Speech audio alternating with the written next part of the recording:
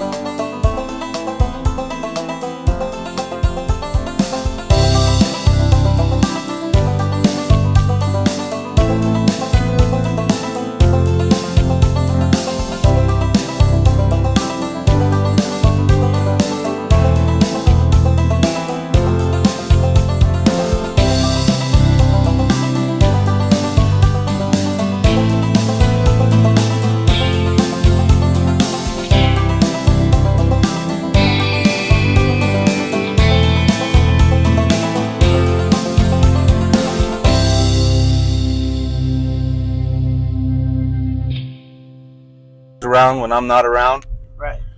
But then I can feed them raw organic meat cheaper than you can go buy a bag of dog food, right? So it only makes sense, you know. It does make sense. Is that the two dogs you're starting with? That's the two dogs I'm starting with. Yep, that's a male and a female right there, both papered, come out of really strong lines. You know what the lines are? I've got all the paperwork. It's my brother Aussie Tuakoi. Oh yeah. You know Aussie. So Aussie's brother Nick. Him and he's got a amico partner that they run the bullies.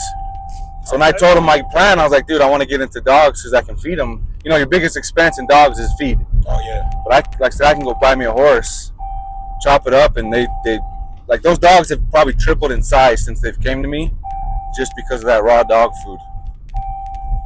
And just that raw dog or that dog food, that would be literally what they naturally eat anyway, isn't it? If you go if you're thinking, you know, hundreds of years back, you know, because all dogs come from a wolf or something like that. So yeah, and like at first, you know, because they've only ever ate the hard dog food. So at first they kind of had the shits, but once their digestive system got used to it, bro, they freaking, yeah. Like I said, each dog is probably put on 10 pounds, 12 pounds, you know. Nice. So where are we headed to now? The ranch? We're headed to the ranch, yep. And how big did you say it was? About 2,000 acres. They're all together. Yeah, that's huge. It's not all in one spot. Like it's 100 acres here, 500 here, 700 here. Okay. But all together, we run about 2,000.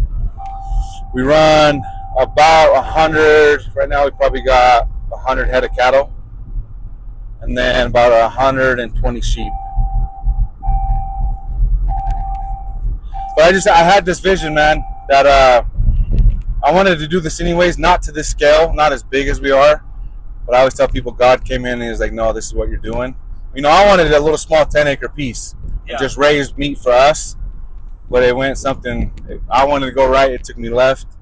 But I knew that I could box up meat and sell it to our people. You know what I mean? Not only that, you know, our people love horse, they love CP. Yeah. So that's kind of where we got started with everything. What's up, baby? 19, Uh, and immediately I moved down here because I was in Germany. I spent 5 years playing ball in Germany, and as soon as I got done with that, I probably lived in Salt Lake like 2 months, and I was like, yeah, I'm out. I'm going back to tell the us again country. why you came down here. Why Ephraim? Like I said, my grandma's from here. And this is just the small country life that I've always wanted. And so, like I said, I knew as soon as I was done playing ball that this is where I was going to end up.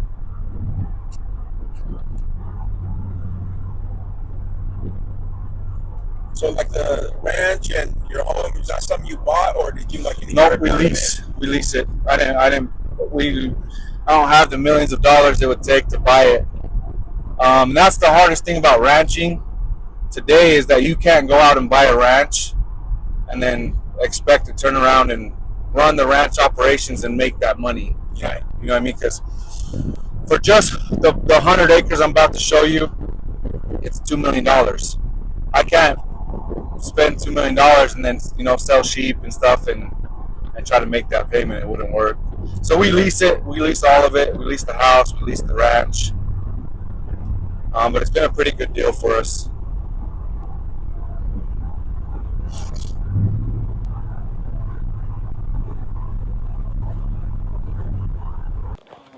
The main operation, obviously, is where all the tractors are parked. Our farm fuel is here. We've got our big shop there that's got every tool. Because most farmers, unless you got the money, you got to fix it yourself. Right. When you can't pay them. So every tool that you need to fix anything is here. Pretty much. Baling wire on something. But it's where you put all your sheep and just wait till they get fat. So they're on all you can eat feed all the time. So like I said, they're big fat CP. so what's the difference on the taste? The CP from New Zealand and the CP that we have here? It's not really the taste, it's the cut. Is it the cut?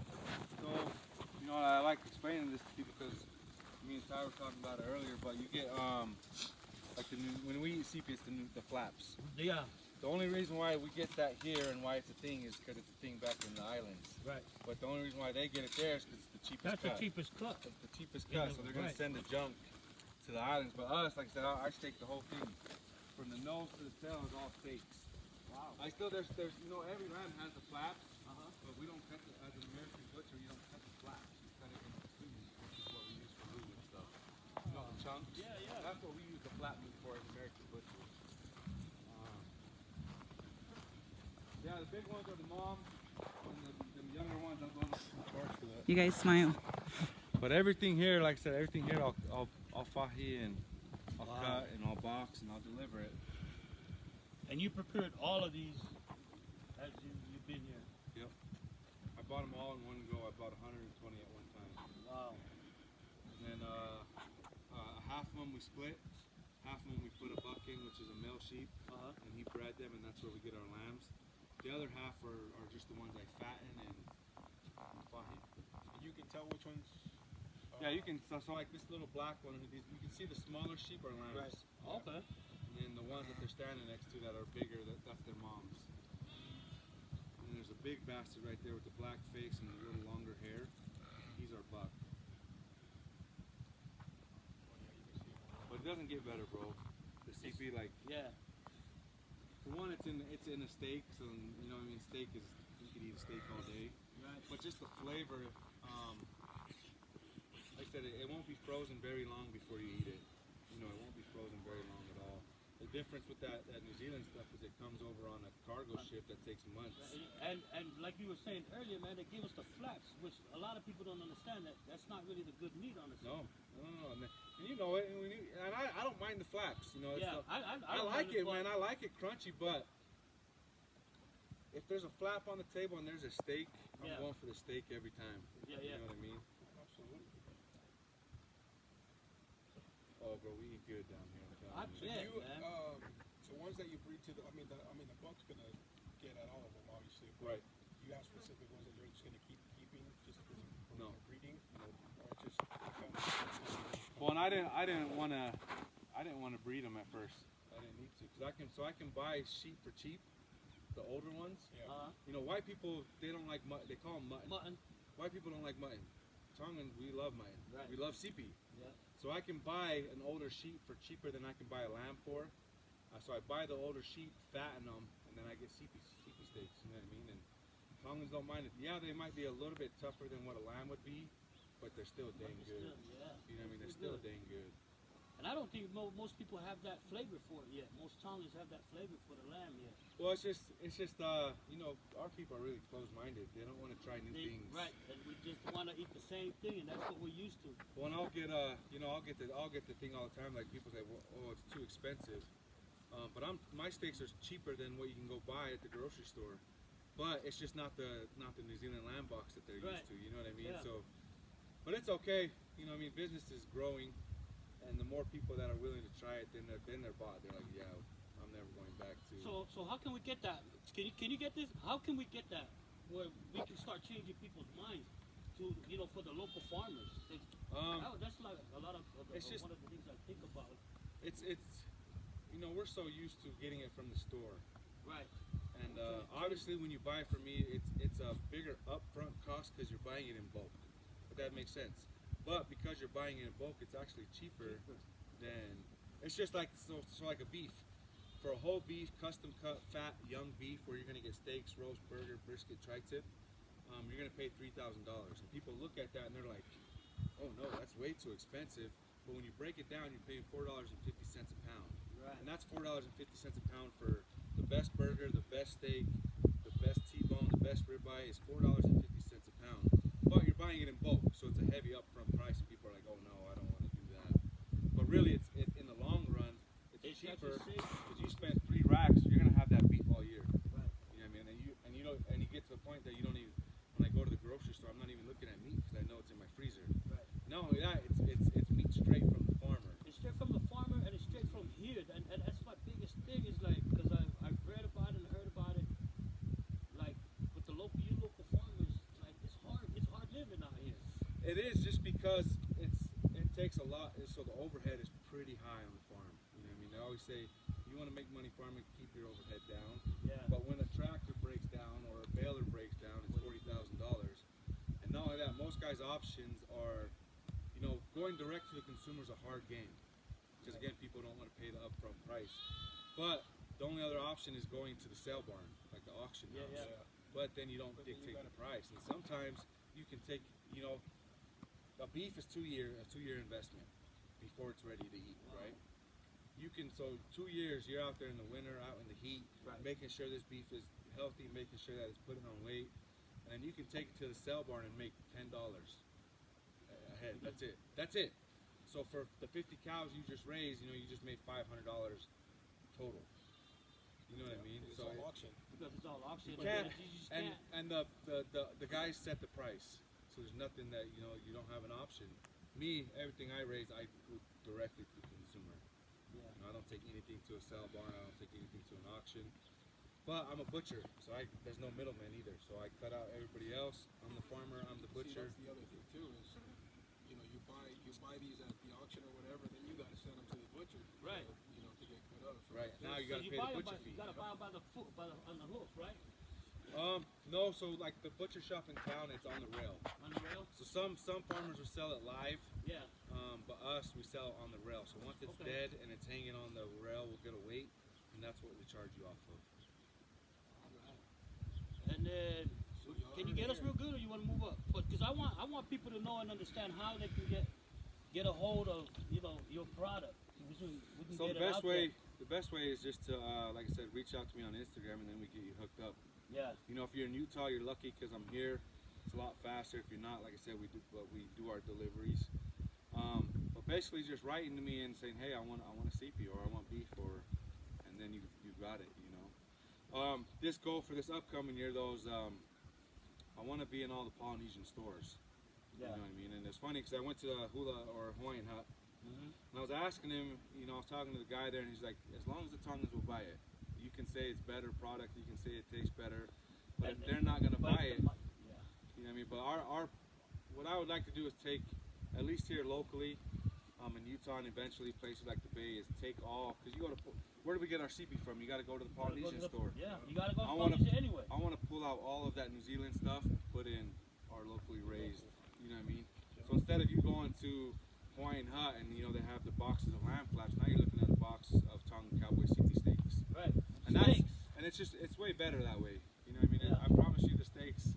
Like I said, I like the flaps. I'm a guy that likes a little crunch and a little chewy, but if I've got a steak on the grill, I'm gonna eat the steak all day. You know. Yep. And that's a lot of people too. That's all about marketing right there, though. You know, It's all about you marketing. take them a few boxes and say, hey, you know, here's 10 boxes and see how they sell and see what kind of reviews and The only response you thing get. with me is, and you know, I'm a trapper. Yeah. You know what I mean? It's just not drugs, it's meat. So everything I do is not legal. Yeah. But our people don't care. They want to eat the They good want to stuff. eat what we do. Yeah. In order for me to go into the stores, I've got to take it to a slaughterhouse up in Springville or Gary's or somewhere like that up in Utah County. Have them do it, because then they can put a stamp on it. Right. And now the stores are more open to, as long as it's got that As long as USDA that stamp. USDA on there. Now they're open to having it on their shelves. You know what I mean? So that's the one thing I've got to change. But with me doing that, now I'm paying the butcher. Yep. Right. You know what I mean? You're coming out of pocket again. But that's the only way that I could see us taking the next step is now I got to go pay another butcher that can get a USDA stamp, and now I can put it in the stores. You know. But right now it's just Tongan crib, bro. It's freaking Tongans don't care, man. They just want to eat good. You know what I mean? It's Tongan crib. Yeah. Well, let's go look for these cows and hopefully. Yeah, it looks like somebody's pushing them down already. Yeah. Ty, just stand on this road and don't let them go down that road. Okay.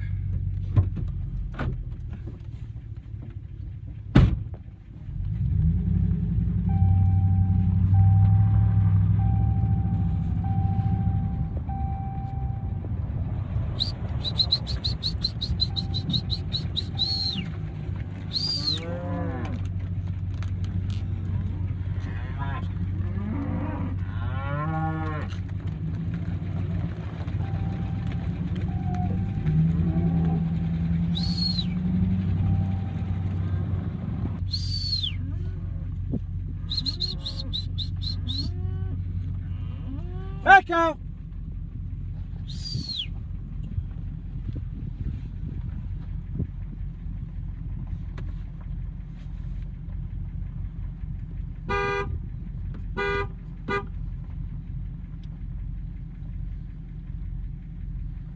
Yeah, we had to do this last night at like 11. Wow.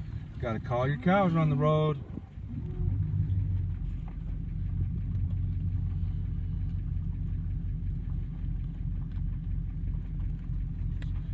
And they're probably just getting out because this pasture is done. They've eaten all the feed. So they're just looking for something. They're looking for something to eat, so that just means it's time to move them to the next pasture. How far is the next pasture? Is it just pasture over? Yeah, it's just down the road a little bit. And all these pastures, they all yours, or No. you guys use them? You gotta, The pastures are, yeah, but not everything you see. Yeah. Man, like I said, when the pioneers came here, they broke.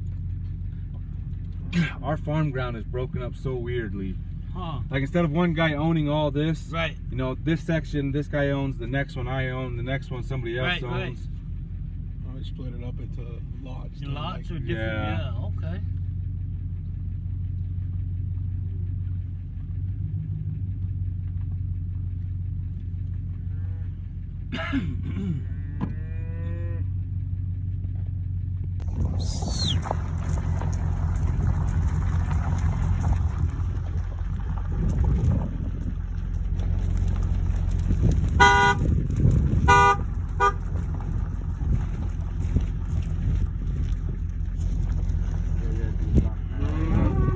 Wow. Gotta call your cows on the road.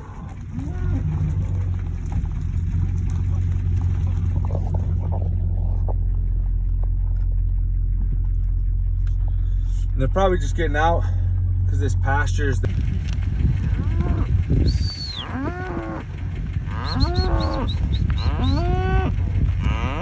Back out!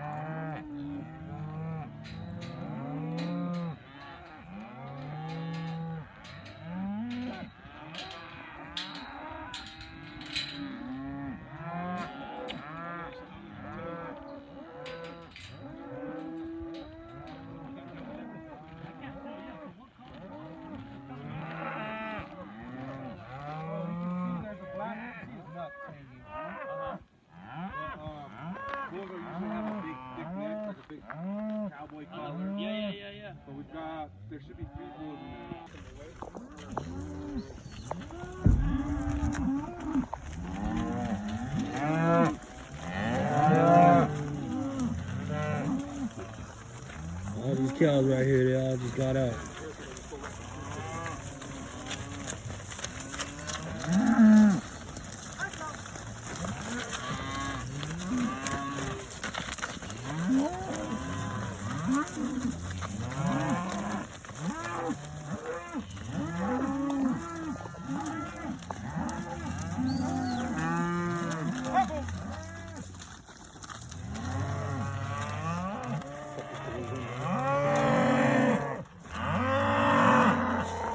I can't even tell it.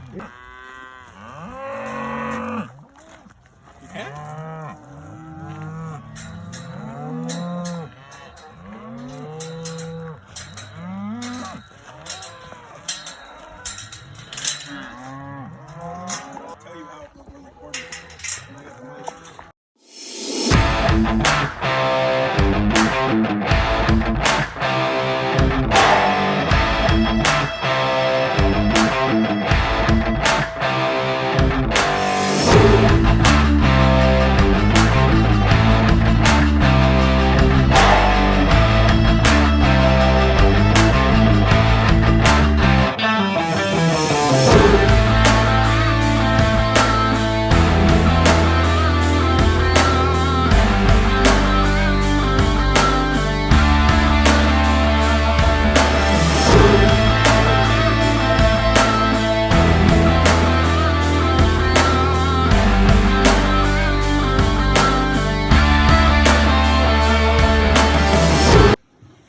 Yep, everybody check it out. Just send it to my brother.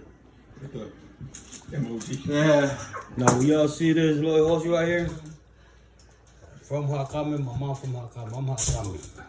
This is way better. I knew, and that's not because I'm here with Tongan Cowboy. No. Oh, wait, you guys gotta taste this, man.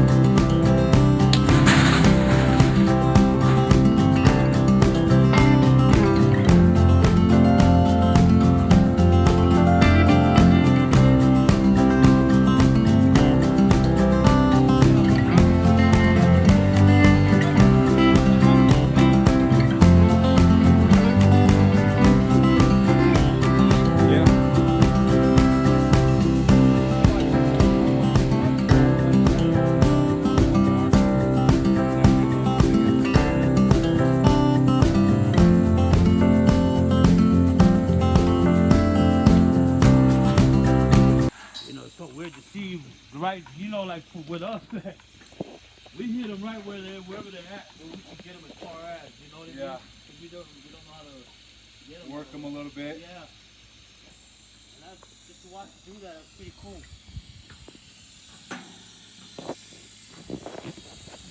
First thing that needs to happen when you down an animal, sorry, in that shop, there's an orange steel. That's what you sharpen this on, and it has a little hook on it, or a little ring. So grab that, please. But the first thing you got to do, again, it's going to be meat quality. Yeah. Is get this horse blood.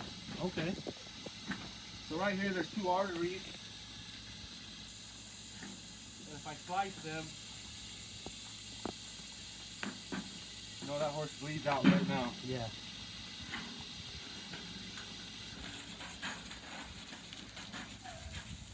Once I get this hide off a little bit, you'll notice a big part of keeping it clean is you've got what you call your hide hand, and you've got your knife hand. Yep. Your hide hand's always going to be your dirty hand. That hand never touches the carcass. Okay. I mean, a lot of guys make that mistake is that they'll just put hands all over it. Everybody. And then you look at it and there's hands, dirty hands all over it, you know?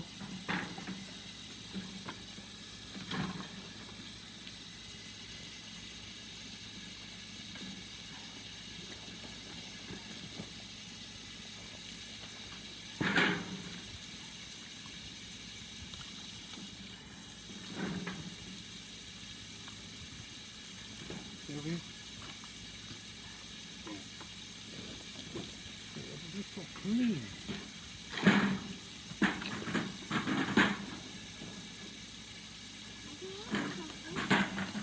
Oh, baby.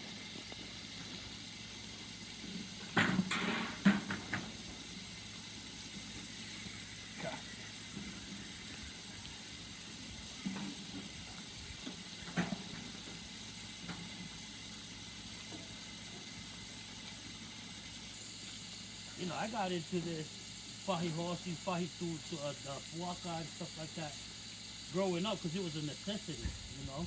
Right. And to see it happening now again is like, I really love it, dude.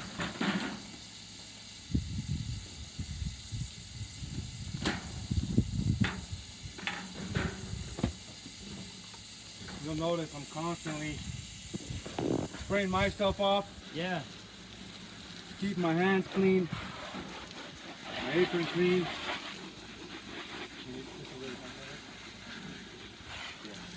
Oh, there's another one in there though.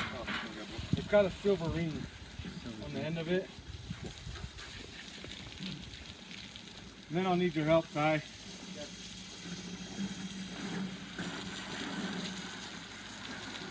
Dude. Okay, if you need, I'll get you a chair and you can sit on this side under the tree. Yeah. Get out of the sun. It's gonna cook you, man.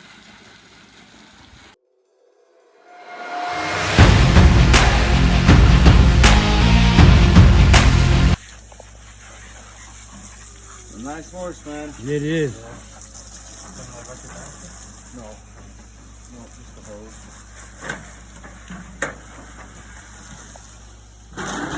Can we cut off that part at the bottom? Huh? Can we cut off that part at the bottom? I don't know. This looks like it doesn't belong. No, I'll get it once we go skin in it. What is this part that you cut off? This is gonna be the rib meat. And what they call a sirloin flap.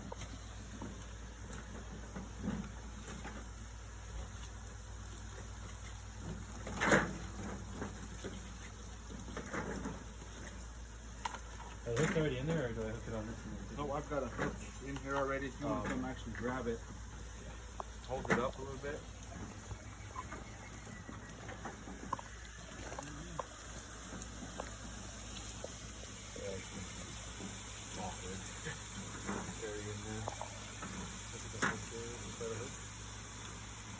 Yeah, by your hook and grab a handful. Yep. I got a picture and a video of you even right now.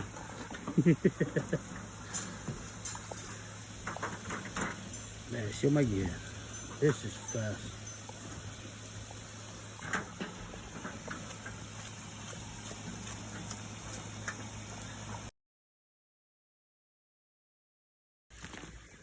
So while he's working, he gets some more work.